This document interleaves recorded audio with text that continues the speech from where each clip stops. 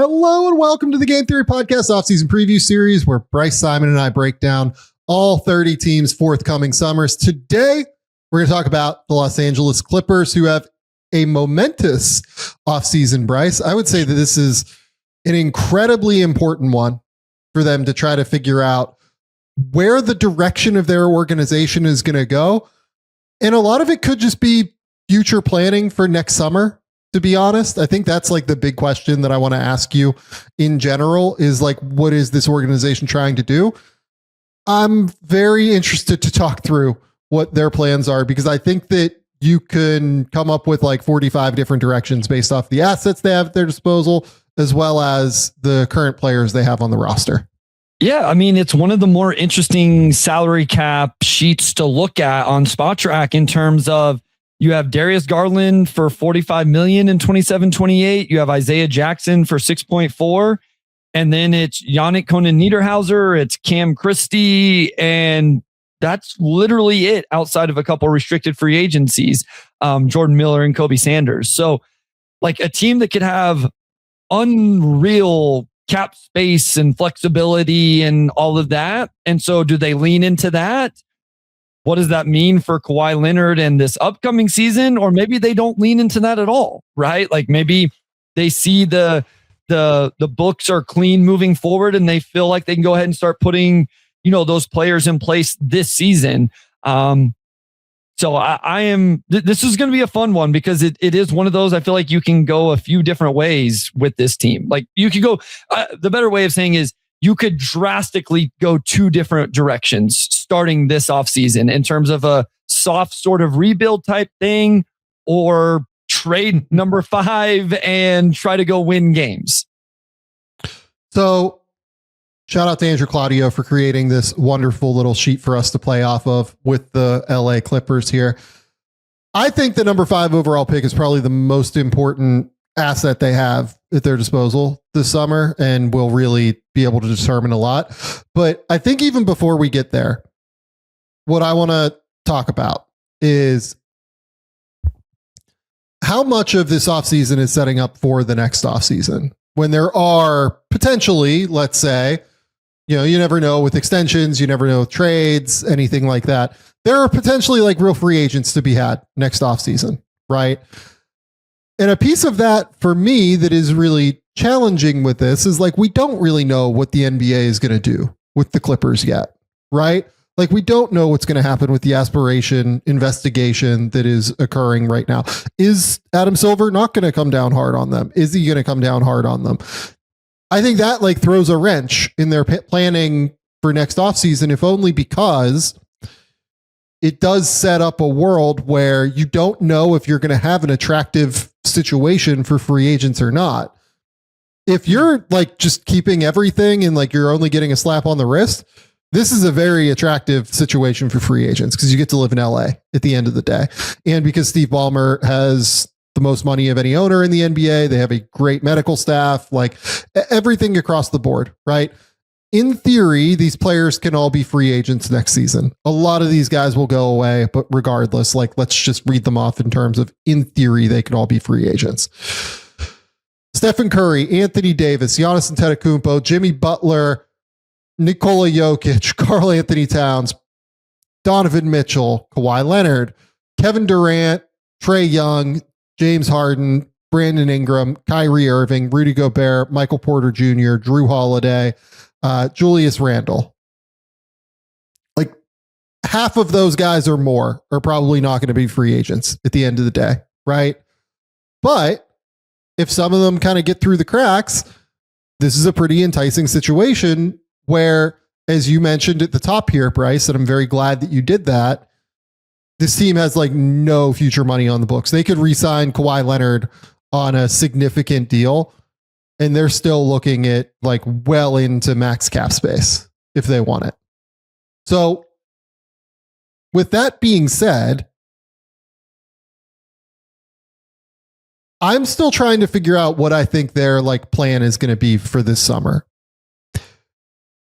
Because you have all of these team options with Bogdan Bogdanovic, with Brook Lopez, with Nick Batum, with Jordan Miller, Bradley Beal's a player option. I would assume that he'll be opting into that in all likelihood.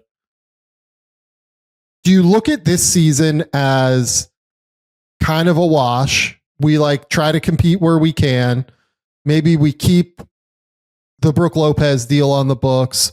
Maybe we keep the Nick Batum deal on the books. And we just try and compete where we can compete with Darius Garland, number 5, Chris Dunn, Derek Jones, Kawhi Leonard, maybe go find a center somewhere, right? Or do you try and compete and try to play both avenues a little bit where, hey, we re-signed Ben Mathurin to a 3-year deal. We, bring back John Collins on some sort of contract. And I don't know, I'm struggling with what I think they're going to do on this. I don't know what they're going to do. What I would do is I would prioritize whoever I take at number 5. I would prioritize figuring out what we think about Darius Garland moving forward with our organization. And that would probably be my 2 biggest things, Sam. And so if that means, hey, I would probably allow Bogdan Bogdanovic to go. I would probably not exercise that team option. I think I would exercise the Brook Lopez team option and the Nicola Batum team option. Definitely Jordan Miller and Kobe Sanders. I like those guys. That's me. It's easy for me to say that. And you know what? If that means Kawhi Leonard's on the roster this year, then so be it. I'm fine with that. If I want to make a free agency move or something like that to try to be better this year, by all means, I'm just not going to let it disrupt my potential flexibility next offseason and beyond. And as good friend Keith Smith always says, cap space isn't just used to sign free agents, Sam, right? If you want to trade for somebody, that can be made a lot easier in an offseason if you are under the cap. And all of a sudden you create a huge trade exception for the opposite team or whatever. So, or at least being able to use some of the cap space to make up the matching salaries. So that's where I would be at right now. So to me, let's just kind of do this in an order of operations manner, right? Okay. To me, the number one thing they have to decide is what to do with Kawhi Leonard, right? And again, the aspiration thing makes it a little bit challenging, right? But do you want to continue with Kawhi Leonard on the roster or not? My guess is that they probably do, for what it's worth. You know why? Because Kawhi Leonard, when he's on the court, awesome, is still one of the 5 or so best players in the league. Did we not say that he had a stretch of basketball this year where he was the best player in the NBA? I'm pretty sure. I think I said top 3 and we were yeah, I think it was something like that. He may have been, a stretch, obviously not the whole year, but there was a stretch where he was playing as good as, I think it's fair to say he was playing as good as anybody in the NBA. Yeah, he was completely ridiculous there for quite a long time, I would say.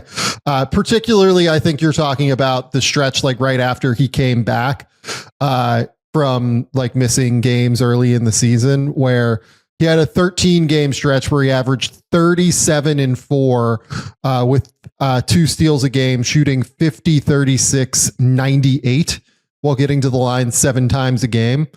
He was just like totally dominant in that like December stretch there for the Clippers, but was also like really good throughout the season as well. And like that December stretch is when they started to flip the season a little bit.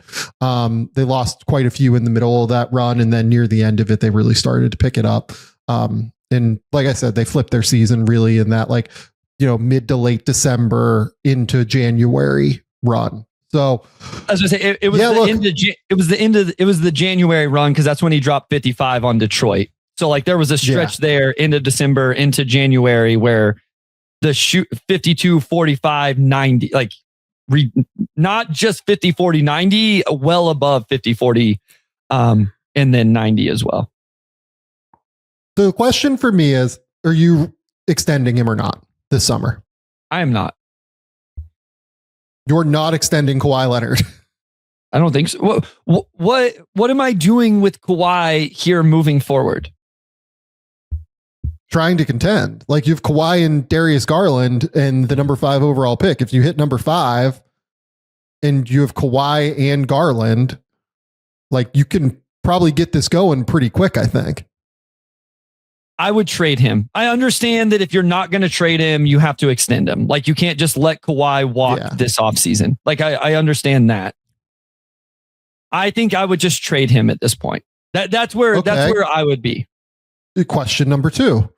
Can you trade him when you have no certainty on what the league is going to do with the aspiration scandal? Probably not. Who's going to move? Who's going to make a move for him? Right?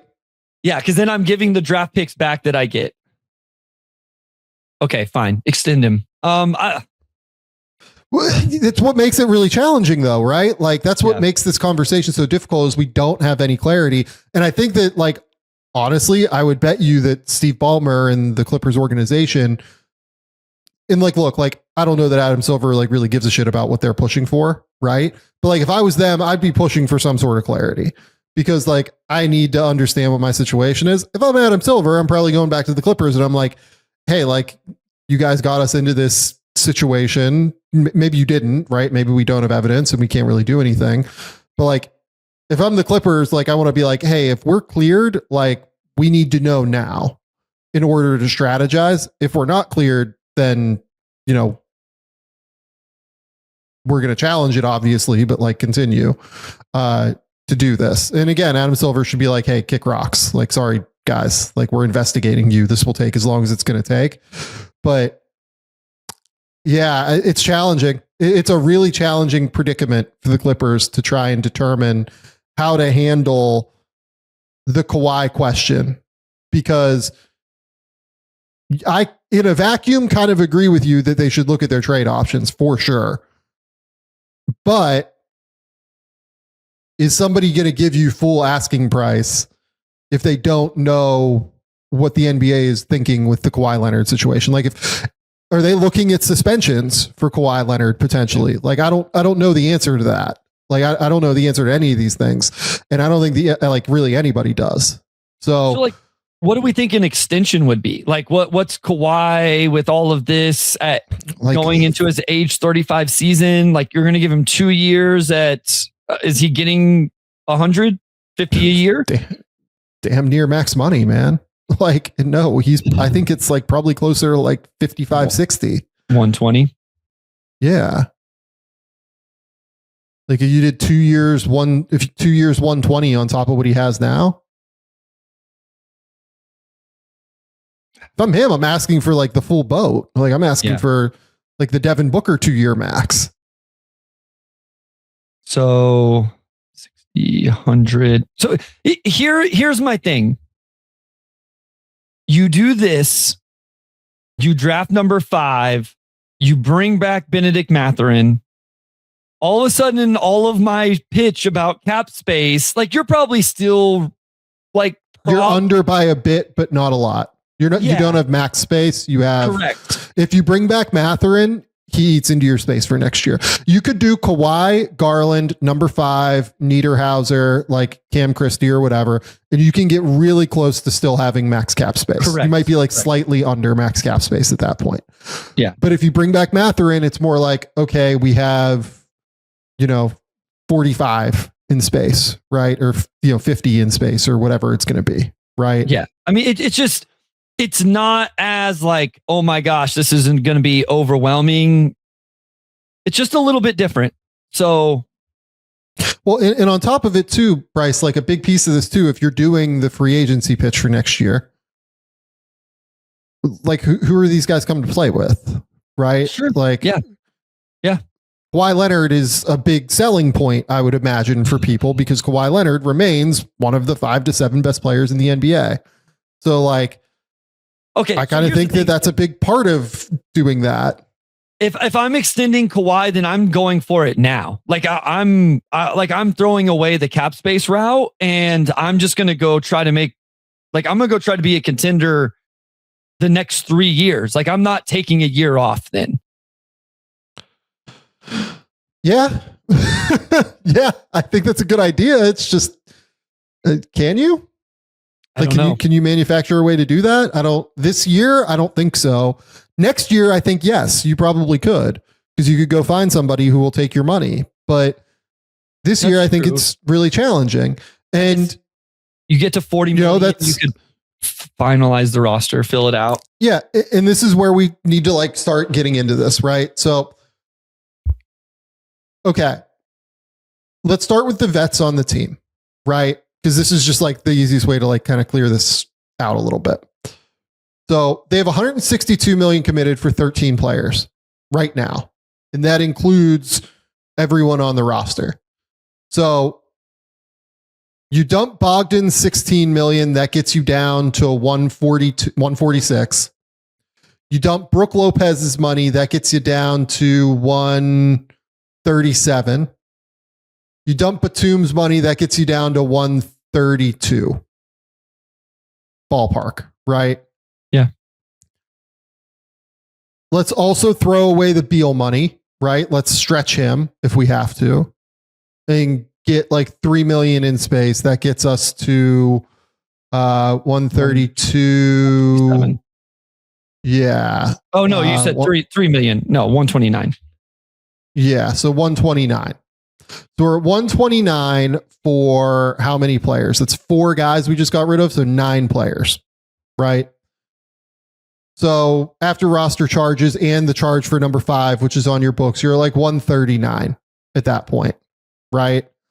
So cap space is probably not really an option if you want to keep one of Mathurin or Collins, because even wanting to keep one of those guys takes you like damn near the number, right? So that's why I have them operating on the sheet that you're looking at as an over the cap team, because even if you get rid of all of these guys, your cap holds are still taking you over. And that's still the best way to operate, because it will give you the opportunity to have the $15 million non-taxpayer mid-level on top of keeping these guys if you want to keep them, right?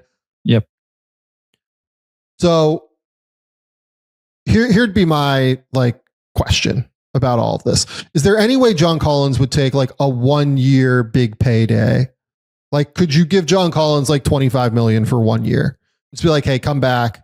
Like, you're still useful. We still really value having you around.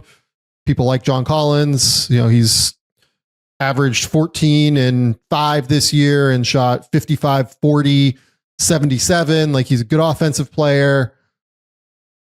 Can you just like get him to stay around for like a big number, whatever the big number is, 20 million, 25 million, I don't know, on a 1-year deal? Yeah. I mean, I think it would have to be a big number, because that number would have to really be above I would assume he would be very attractive to teams on their non-tax MLE. And so, you know, you're going to have to, obviously 25 million in year 1 is going to beat that number of 15.1 or 15.2 or whatever. But those can be 3-4 year deals. And I think he's young enough. He could go get a 3 or 4 year non-tax MLE deal. So I think you would have to really make it worth his while to take the 1 year.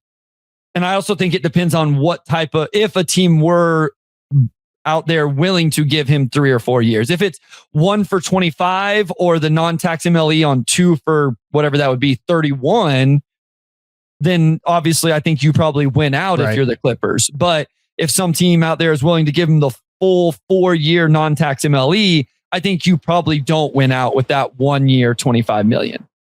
I can't imagine anyone's going to give him the full 4 years. I think that'd be pretty aggressive for Collins, to be honest. If someone gave him 3, that wouldn't like totally blow my mind. Yeah, I think. But I think 4 would be pretty aggressive. And if he gets 3, if it's 3 at like 50, so 350, let's call it ballpark. Yeah. Versus 1 for 23. You got to make up 27. You have to make up 27 in 2 years at that point. I think that would be, I'm risk averse, so I would struggle with that, but I would understand somebody who's only 29, 30 years old being willing to take that. Well, and like with the Clippers, you know that you're starting next year. Yeah. Right. Sure. Like that's the reality of the situation. Like I know he came off the bench like here and there for the Clippers this year, but like they don't really have another option at the 4 right now, Bryce. Like they just don't. So I would assume that I'm entering like a good positive situation where I'd be able to springboard myself into positioning for a good deal the next season as well. Right. Yes. Where maybe I can get a 3-year full mid-level, and then I had that 1 year and it ends up being like a 4-year, $73 million deal or something over the course of his next 4 years versus, if he had gotten a full mid-level this year, it's like 4 for 70-ish ballpark as it is. And we don't think he's going to get a full 4-year mid-level as it is. So I think there's some potential efficacy there to looking at John Collins and trying to do that. Ben Matherin's like the more complicated one to me, because I would imagine he will have some term out there. Like, I think people will be willing to give him 4 years in the mid-level. And yeah. I don't know if it's going to get above the mid-level. Do you? Do you have a strong sense, like a strong feel for if someone's going to be like, man, Ben Mathurin, he's averaged like, 17 points a game the last 2 years, one of which he like helped Indiana go to the finals. Maybe we should give him like 20 million and see if there's upside. Like, I don't know. He's still so young. Like, he's still only like about to turn 24 in 2 weeks. Maybe somebody would just go 20 million. This offseason is going to be awesome to get these answers, Sam, because we have the Norm Powell, the CJ McCollum, the Anthony Simons, the Bennett. Like, these guys are all different players, like the way they go about getting stuff done. Like, I am very aware of that, but we're going to see like what these guys get, where ultimately scoring the basketball is the primary thing or the first thing that they provide your team. They all do it in a little bit different way. Some of them give you more ball handling. Some of them may give you a little bit more on the defensive end or whatever. We've talked about how this market for this type of player has been, squashed a little bit in previous off seasons. I can't wait to see, because my inclination is a lot of these guys do get the non-tax MLE. But the more I've thought about it, I think they end up getting more than that. And it may just be with their team, right? Like they all just return on deals. But is it going to be a little bit more than that? Is it going to be significantly more than that?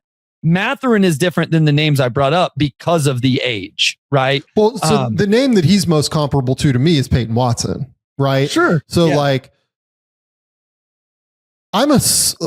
do you feel about that? Like, I think teams would probably rather have Peyton Watson than Ben Mathurin. I hadn't considered the difference. Yes, I think so.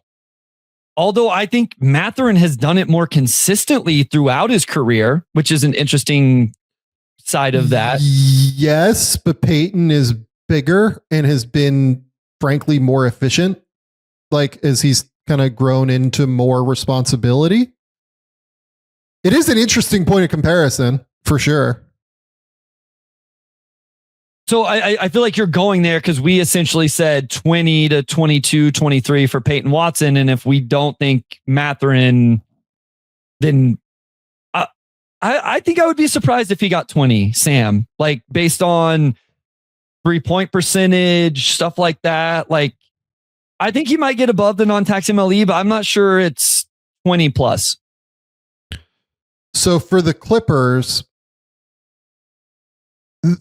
are his best way to get a bunch of money. Yeah. Right. Like, just because they have his bird rights. What is the number you're willing to pay for Ben Mathurin to retain him?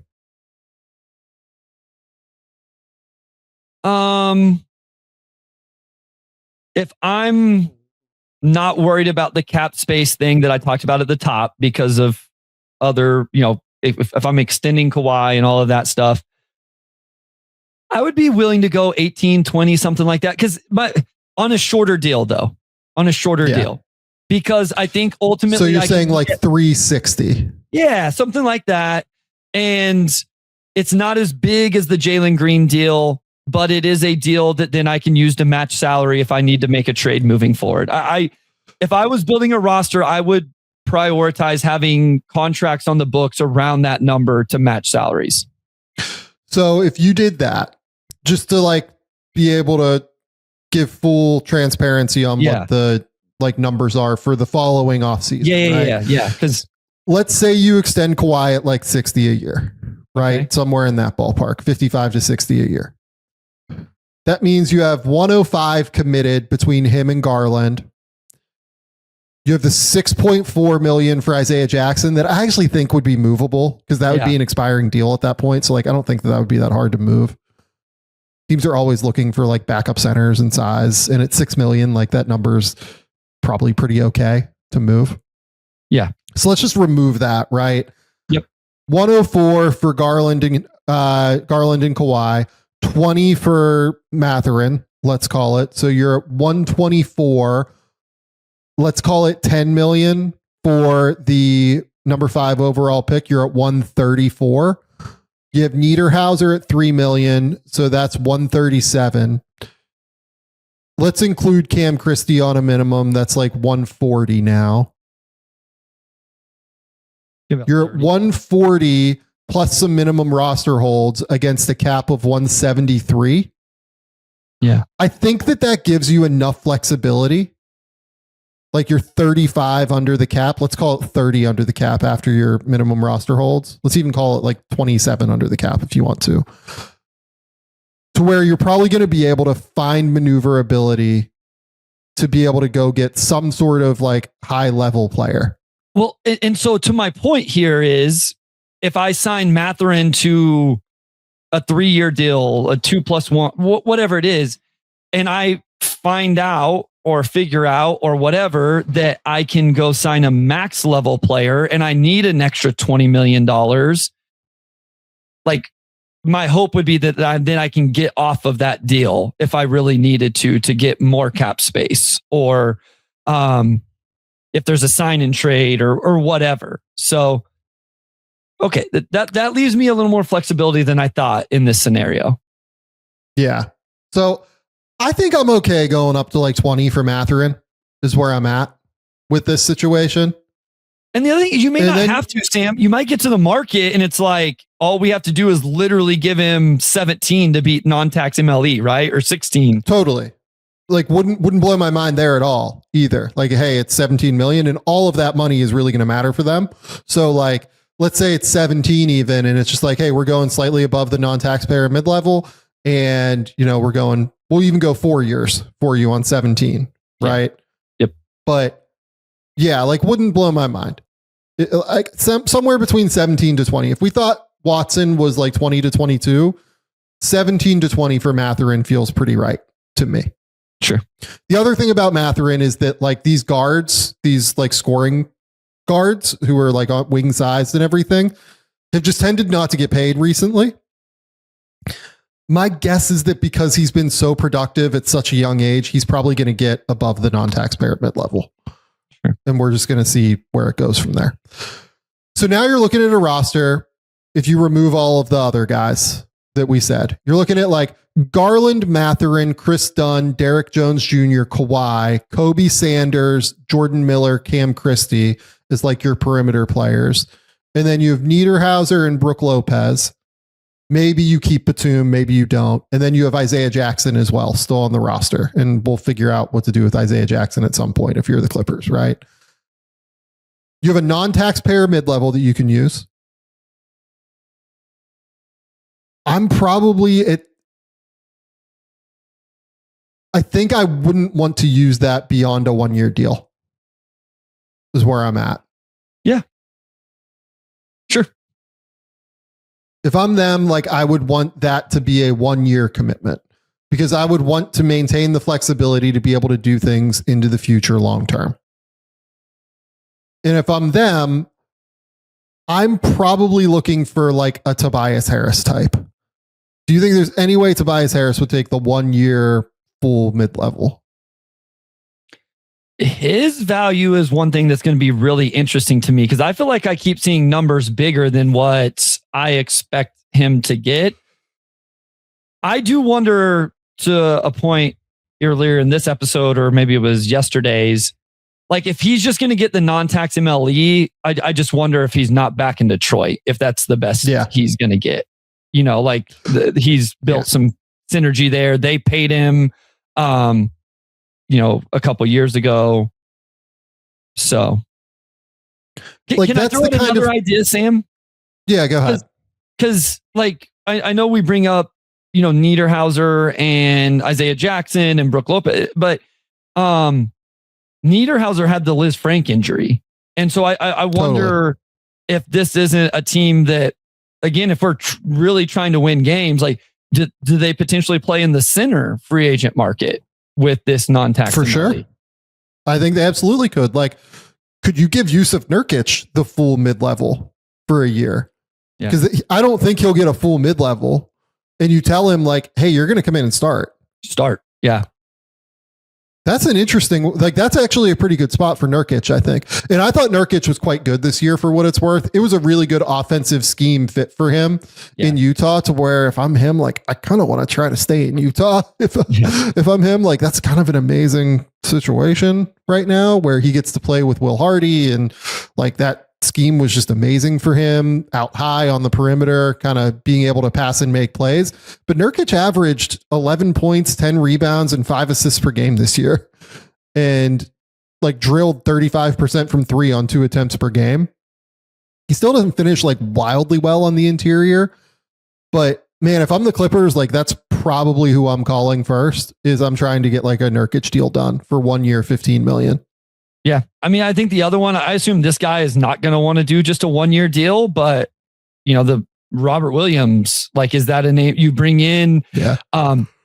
You play him early in the year, especially. I don't know when Niederhauser will be back. Like, I don't want to act like I know the exact time frame, but like you bring in Robert Williams and he's playing just, early in the year. And then, then those minutes can kind of go backwards as Niederhauser gets back and healthy and ready to go and all of that. And if we bring back John Collins, maybe you can play him some, small ball 5 minutes. So I do wonder if this is a landing spot for some of these centers we've talked about. The other fun name here would be like, we think Sandro gets a 3-year deal-ish, like in the $10 million a year range. Like, if I could do Sandro for 1 year, 15, like I might try to do that. I think Sandro is quite good. Yeah. Like there are names that I think they could maybe try to swing with a 1 year full mid-level deal at the center position. Yeah. Knowing that you're overpaying, it would help them, but that's how you're going to get them in for 1 year. Exactly right. Nurkic would be my first call though. I think Nurkic would really work with this, like in a real way. Okay, so now we're looking at like if we did it that way,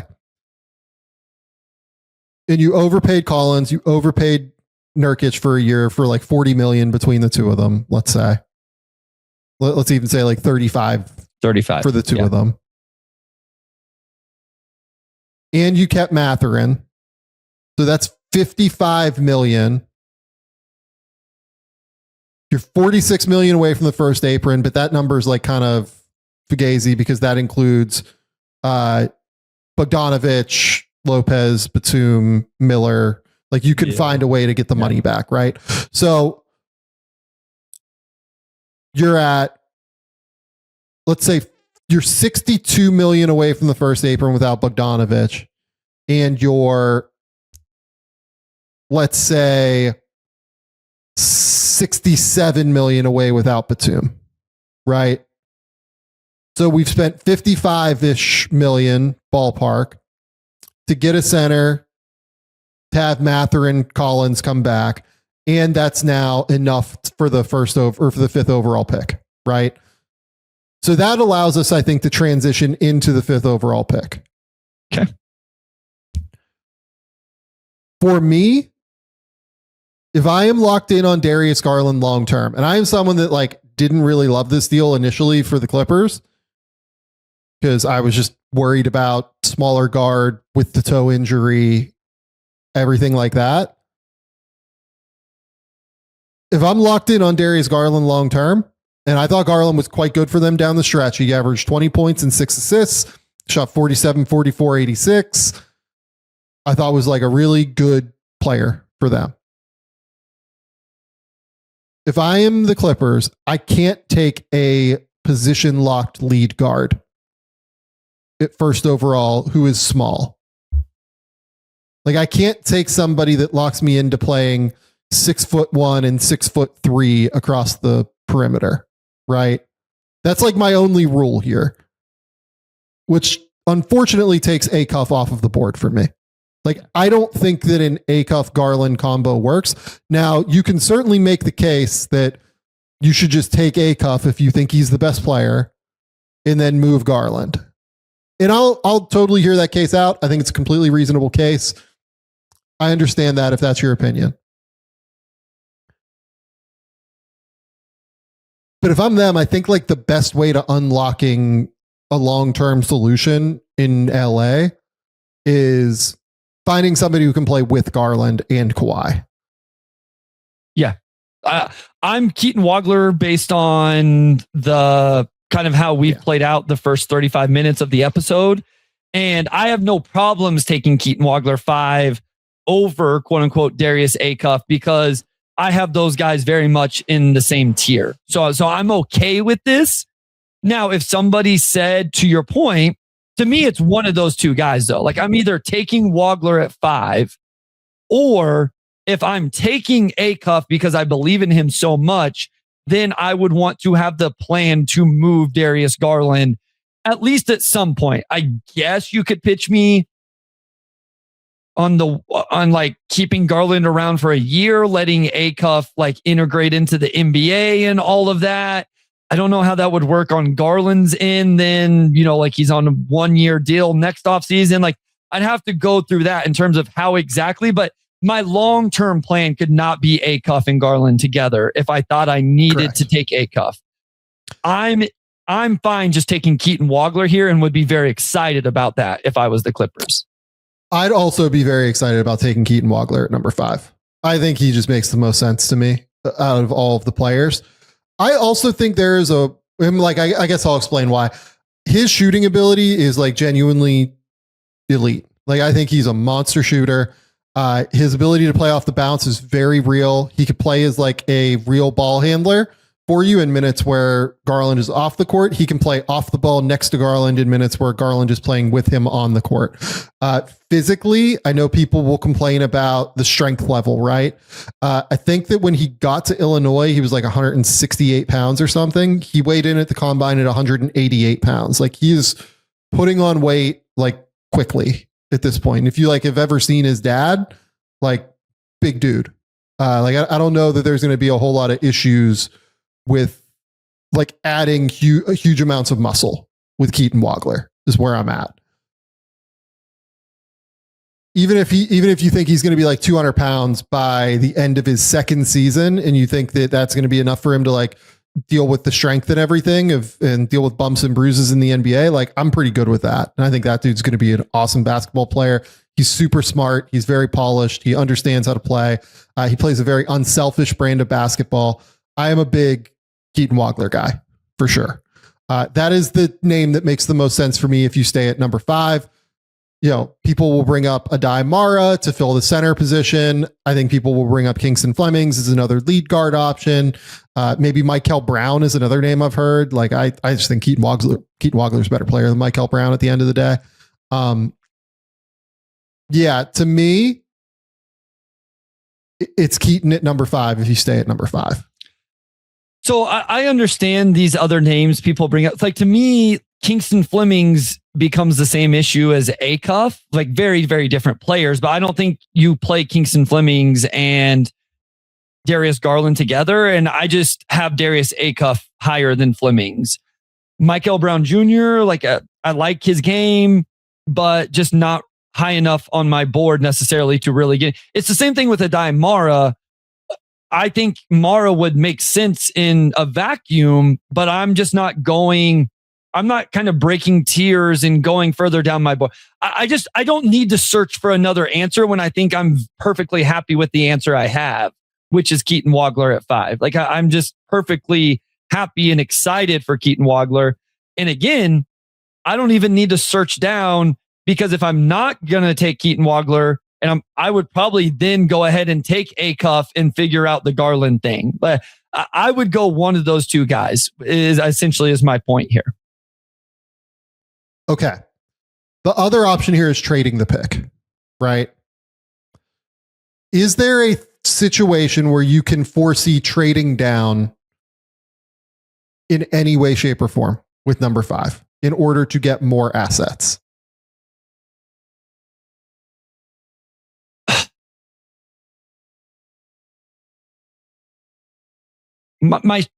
I don't think I want to, because now I'm trading out of a tier of players that I would just rather take. The cop-out answer, of course, is the value. Yeah. Like, to me, the answer is like, okay, would the Kings move up from 7 to 5? And would I end up with Wagler anyway? Well, sure. Like, if the Kings moved up ahead of the Nets because they were worried the Nets would take Darius Acuff, and you end up getting the player you want plus like some sort of pick swap or, you know, whatever it is, right? Yeah. Could you, like the Thunder, another team that people will bring up, right? Because the Thunder still own a Clippers pick, right? And they have 12 and 17 this year. It would cost more for me than 12, 17 and the swap to move number 5. I think it's a remaining swap that is out there for the Clippers that Oklahoma City owns. Yeah. It would cost more than that for me to move down from 5. So like, what is that more? Is it another first round pick? Is it like a player of some sort? That's what I was going to say, Sam, is like, I'm getting into the realm of I want a player, which then completely recalculates all the stuff we've already done. The pick wouldn't be cost as much, you know, salary cap wise if we move down. But I think I'm more in the realm of, okay, if we're going to try to compete for the next 3 years, we're extending Kawhi, we're doing all the things we've talked about. Like, I want a player, but again, then that disrupts the cap space stuff that we've talked about throughout the episode. So the one player who would not really disrupt that is AJ Mitchell, because what they could do in theory at that point is have him play, like if they got AJ Mitchell and a pick for number 5, because I think that number 5 is worth more than AJ Mitchell. I love AJ Mitchell. I think that dude, like, if you told me AJ Mitchell made an all-star game at some point, that is not going to surprise me at all. I think he is an awesome basketball player. To be clear, I don't think Oklahoma City is going to move AJ Mitchell. I don't think I would do that if I was Oklahoma City, but yeah, go ahead. Yeah. But the guy I'm asking for, if I'm the Clippers, is AJ Mitchell. And it's largely because he has a team option after next season where I could decline the team option. He could still be a restricted free agent for me. And he would have a super low cap hold where I'd be able to like have his like cap hold on my books, still go out and try to find something in free agency, right? I would have a bunch of assets on top of this, hopefully from the Clipper or from the Thunder, right? Not just AJ Mitchell, but other assets. So then I'd be looking at, okay, I have AJ Mitchell, a couple of picks from Oklahoma City, you know, would have Ben Mathurin, would have Darius Garland, would have Kawhi, would have Niederhauser, would have all these players, right? And then I'd have, like, in addition, the other pick capital that I have from Oklahoma City, plus the ability to go over the cap. Because actually, I would guess that AJ Mitchell plus whatever pick capital they would get from Oklahoma City for number 5 would actually cost less than what the number 10 overall pick or the number 5 overall pick is going to be. So I'd actually be saving cap room if I'm set on the cap space situation for next summer. But again, my guess is that Oklahoma City does not want to move AJ Mitchell and would not move him for number 5. My guess is that the Clippers would want a considerable amount more than just AJ Mitchell. And I would guess that there's not really a middle ground there. Yeah. That makes sense. I'm like, just the general trade back, like the idea of trading back to 7, still getting Wagler, of course, would be great. I think the idea of going further than that, I don't love as much, Sam. Like, I don't so like number 9, like if Dallas was like, hey, we will give you like stuff, whatever the stuff is, plus number 9. Yeah. Is number 9 too far? My issue is then I am then probably taking a Daimara and doing the center thing, or correct. You know, maybe I like Michael Brown Jr. enough to do this. I don't know. Maybe then it's Braden Burries is in play now, and you think Braden Burries can play with Garland or something. Like there are reasonable options here still. if I'm going to trade down tiers of players on my personal board, then the stuff would have to be very enticing for me. Yeah. I think I'm with you on that. Like the stuff would have to be wildly, wildly valuable. And again, like me saying that AJ Mitchell, I think is like not enough for the number 5 overall pick. That's for me if I'm the Clippers. Like if I'm Oklahoma City, I'm like, AJ Mitchell's awesome. I freaking love AJ Mitchell. I probably think if I'm Oklahoma City, AJ Mitchell and like one other asset is probably enough for number 5. But if I'm the Clippers, I probably don't feel that way because I don't think it makes sense with the rest of what I'm building. So like it's that push pull in terms of where teams are in their builds, where teams are as they're trying to compete, like how they're trying to save money, everything like that, that makes decisions like this so complicated. And everyone has different incentives to where I think the most likely option is that the Clippers just sit at number 5. And I think Keaton Wagler is like a guy that fits everything that their front office tends to look for. Yeah. Yeah. I mean, that's my thing. If I had Darius Acuff in just like a completely different tier and I was like, he has to go 5. And then now taking Acuff means I have to trade Garland and do all these other things. I might be a little bit more open to the trade back. You know, if Keaton Wagler wasn't in this draft, the fact that I have somebody sitting there right at 5, sitting right there at 5 that I think fits what we need, what we're looking for, that we're building towards moving forward, all of that just makes it tough to move back unless, again, to your point, you just get a great offer. Yep, I would agree. Okay. Bryce, I think that's all we've got on the Clippers. I think we're done. Tell the people where they can find your work. Tell the people what's going on. Yeah, at Motor City Hoops on Twitter, Blue Sky, Substack, obviously the Game Theory Substack, where you can find a ton of video breakdowns over all of the names we just dropped about the NBA draft. And if you go to the library, you can make it very, very easy to do so, whether you want one of Sam's breakdowns or one of my breakdowns. I bet all of those players we said have 4 or 5 breakdowns. Obviously, all of our draft shows and all of that over there, and then keep it here for all the offseason previews, lives after the NBA finals, and moving forward throughout the offseason. Just a few names at 36 for the Clippers because they have 36 as well. The names that like tick what I think of as like the Clippers front office boxes, I would say, I mean, like, I don't think Zuby will get to 36. I don't think Terrace Reed will get to 36. Richie Saunders, I think, ticks a ton of boxes for them. I think that Emmanuel Sharp ticks a ton of boxes for them. I think Bruce Thornton ticks a ton of boxes for them. I think Caravan ticks a ton of boxes for them. Like, those are the names where I'm looking at it. If I'm like the Clippers, I think that they could probably get like a guaranteed contract guy at number 36 is where I'm at. Yeah, we've talked about this. They're in that range in the second round where there's still going to be some really, really nice names. Yeah. For a second round pick. Go to The Athletic. Keep me employed over there. Go to the Substack, gametheorysamv.substack.com, as Bryce said. We will be back tomorrow with another offseason preview. Until next time, we'll talk soon. Bye.